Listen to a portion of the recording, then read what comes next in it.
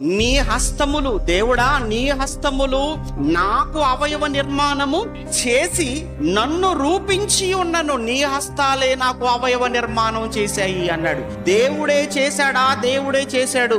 దేవుడు గాని ఒకవేళ చెయ్యకపోతే ప్రపంచములో ఎవరు చేయగలరు? ఈ దేహములో ఉన్న ఏ ఒక్క అవయవాన్నైనా మిమ్మల్ని ప్రశ్నించుకోండి. మిమ్మల్ని మీరు, కళ్ళద్దాలు ఎవరైనా చేయగలరు, వాచ్ ఎవరైనా తీసుకొచ్చి ఇవ్వగలరు, షూ ఎవరైనా కొనివ్వగలరు, బట్టలు ఇంకెవరైనా ఇవ్వగలరు, రింగులు కొనివ్వగలరు, బంగారపు చైన్లు కొనివ్వగలరు. కానీ ఒక్కసారి ఏమండి మా వాడు కన్ను పోయిందండి, మీ కన్నేమో తీసిస్తారేమో అడగని చూద్దాం. ఏమండి 2 కిడ్నీలో కిడ్నీ ఫెయిల్ అయిపోయిందండి, మీరు ఏమైనా ఇవ్వగలరా?